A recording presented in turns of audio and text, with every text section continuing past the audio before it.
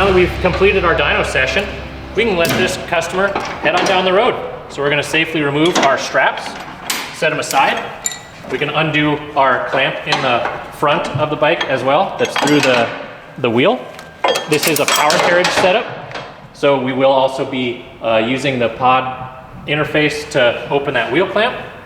If you did not have the power clamp and power carriage installed, simply unstrapping that would allow the bike to now come out of the tire stop.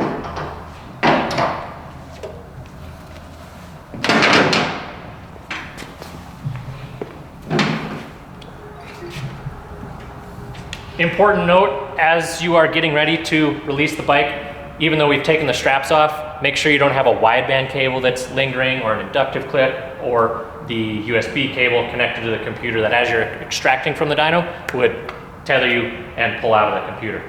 So, as we ran through earlier, to open the wheel clamp, we're gonna push on the right button first, followed by the left button. The wheel clamp will start to open to let this bike become free and pull out of the clamp.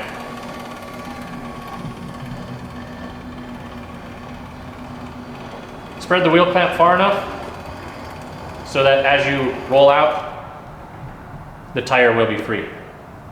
Also of note, if you do have mirrors that are maybe impacted by your monitor tray or your pod, make sure to push this all the way forward so that you don't scrape up the customer's bike. Just a few pops with your hips and application of the front brake to prevent it from popping forward will help you get the bike out.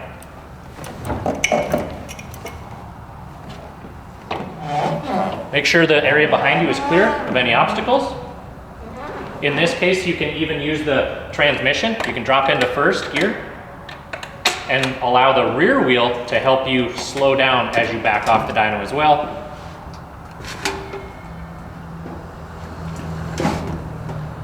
This is typically the area where most people will start to lose footing on the ground, because this is kind of no man's land where your inseam will be challenged to reach the ground. And then just continue all the way down and safely parked.